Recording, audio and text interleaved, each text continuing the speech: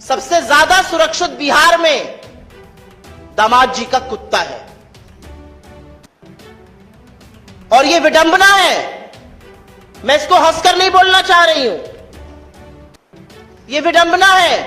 सांसद जी का कुत्ता खो गया था, सारे जिले का पुलिस और प्रशासन जुट गया, कुत्ता मिल गया। मुझे कुत्तों से बहुत प्यार है, खुशी हुई मिल गया।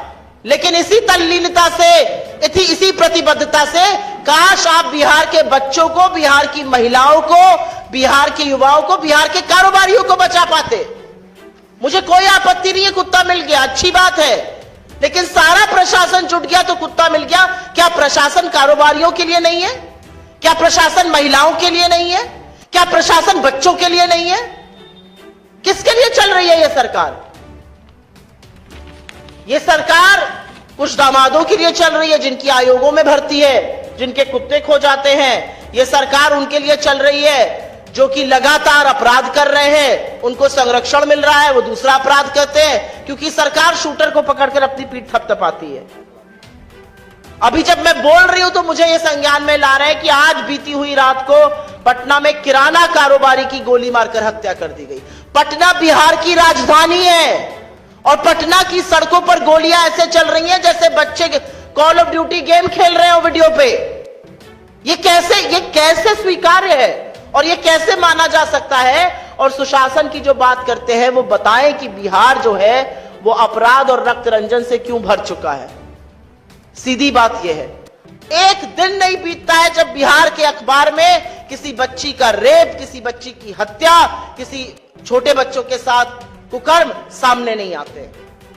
और ये मैं नहीं बोल रही हूं, ये मोदी जी कह रहे हैं बिहार के मामले में, क्योंकि ये मोदी सरकार की एनसीआरबी के आंकड़े कोट कर रही हूं आपको।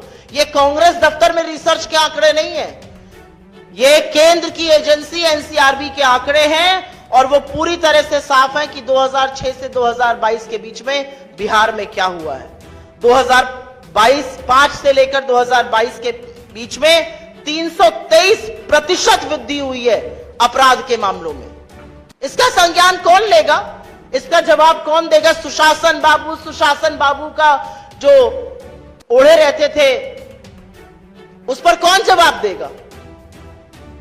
बिहार राज्य उत्तर प्रदेश के बाद हत्या के मामलों में दूसरे नंबर पर है। हत्या की कोशिश के मामले में बिहार पूरे देश में दूसरे नंबर पे है। बिहार में हत्या, बलात्कार, अपहरण, फिरौती, डकैती के मामले 200% से ज्यादा बढ़े हैं। महिला अपराध, और इसके बारे में भी मैंने चर्चा की थी, 336% की वृद्धि हुई है इस दौरान। और इनमें से 1,17,000 से ज्यादा मामले आज भी अदालतों में लंबित हैं। महिलाओं का सम्मान खोखले दावों से नहीं होता है, उनको सुरक्षित रखकर होता है। महिला अपहरण में 1000% से ज्यादा की वृद्धि। बच्चों के विरुद्ध अपराध में करीब 62,000 से ज्यादा बच्चे कुकर्म और दुष्कर्म का शिकार हुए। दलित उत्पीड़न के मामले में बिहार इस देश में नंबर 2 पर है।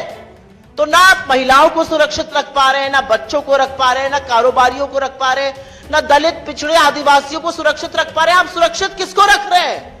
आपके राज्य में सबसे सुरक्षित वो जघन्य अपराधी है जो आपके साथ मिलकर ये कर रहा है, आपके संरक्षण के चलते ये कर रहा है।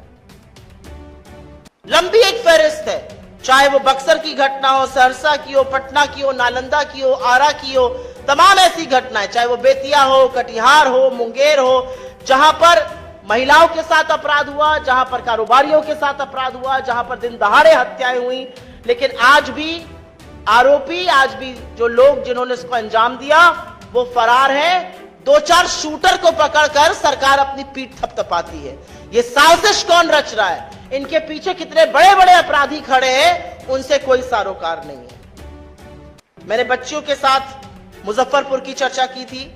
छपरा, बेतिया, सीतामढ़ी, बगहा, अररिया, मुरैर का कौन सी ऐसी जगह है जहां पर महिलाएं सुरक्षित है?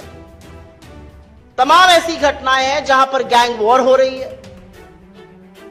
पिक्चरों में जो दिखाया जाता था वो बिहार में आज हो रहा है और बिहार की सरकार को मानो कोई फर्क ही नहीं पड़ता है।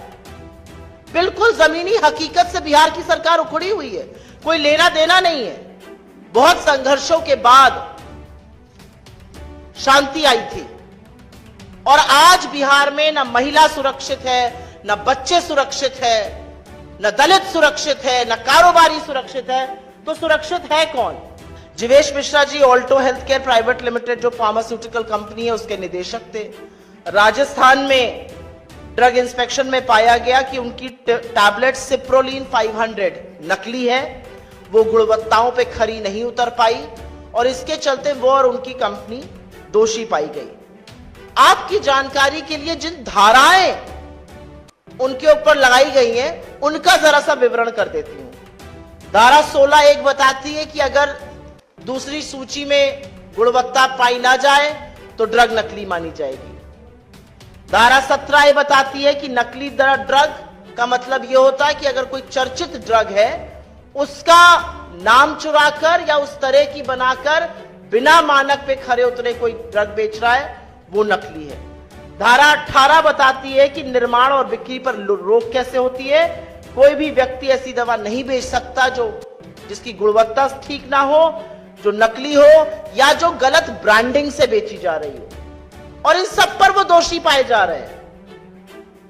असलियत यह है कि इन सब पर दोषी पाए जाने के बाद जिस तरह की सजा उनको हो सकती थी, वो 1 साल से 3 साल के लिए जेल जा सकते थे, 20,000 का उन पर जुर्माना लग सकता था। अन्य धाराओं में वो 3 महीने से 1 साल तक जेल जा सकते थे, वहां पर भी आर्थिक जुर्माना था। जानकारी नहीं देने पर अलग से सजा है, रिकॉर्ड ना देकर जानकारी छुपाने पर 1 साल की जेल या 1 लाख तक का जुर्माना है। लेकिन क्या हुआ? नीतीश बाबू के मंत्री, नरेंद्र मोदी जी के चहेते एक ऐसे व्यक्ति का क्या हुआ? क्या उनको सजा मिली? आपको सुनकर आश्चर्य होगा और यह अगला सवाल जरूर उठेगा कि अगर आपके किसी व्यक्ति से ऐसा हुआ होता तो वो क्या करते। राजस्थान की अदालत ने जीवेश मिश्रा सहित 9 लोगों को दोषी ठहराया और अदालत ने उन्हें जेल भेजने के बजाय प्रोबेशन ऑफ ऑफेंडर्स एक्ट 1958 के अंतर्गत एक प्रोबेशन ऑफिसर उनके ऊपर रख दिया। कोई निगरानी करेगा उनकी। सुधार की संभावना जब होती है तो जेल नहीं भेजा जाता, एक व्यक्ति उनकी निगरानी करेगा। जुर्माना लगा दिया गया 20-20 हजार रुपए का और उसके बाद एक ऑफिसर रख दिया गया कि यह निगरानी करेगा और इस अवधि में वो कोई अपराध नहीं कर सकेगा। ये समाज सेवी ऑफिसर कौन है? ये बहुत बड़ा सवाल अभी उठेगा और हम उठाएंगे।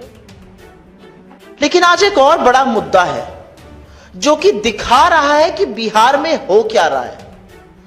सत्ता में जो काबिज हैं उन्होंने मर्यादा की, उन्होंने नैतिकता की, उन्होंने सार्वजनिक जीवन में लोक लाज की धज्जियां उड़ा दी हैं। और मैं बिल्कुल बात कर रही हूं एक ऐसे मामले की जो ना सिर्फ गैर कानूनी है लेकिन मर्यादा के तार तार करता है, और वो मामला है बिहार के नगर विकास मंत्री जीवेश मिश्रा और नकली दवा सप्लाई करने के आरोप में जहां पर वो दोषी पाए गए हैं। एक मंत्री है बिहार की सरकार में जो शहर का विकास करते हैं वो, लेकिन नकली दवाइयां बना रहे हैं। और नकली दवाई का मतलब है कि आप लोगों के स्वास्थ्य के साथ, परिजनों के जीवन के साथ खिलवाड़ कर रहे हैं और आप पर आरोप नहीं है, आप दोषी पाए गए हैं। और एक जमाना था जब आरोप लग जाता था तो आरोपी तुरंत अपने पद से इस्तीफा दे देता था, क्योंकि सार्वजनिक जीवन में मर्यादा, नैतिकता और लोक लाज, लोक शर्म से ज्यादा जरूरी कुछ नहीं होता। आज बेधड़क, बेखौफ जीवेश मिश्रा जी जो हैं वो मंत्री बने हुए हैं, उनको पूरा संरक्षण तथा कथित करप्ट डबल इंजन की सरकार दे रही है और वो निडरता से मंत्री बने हुए हैं। कोई लोक लाज नहीं है, कोई शर्म नहीं है।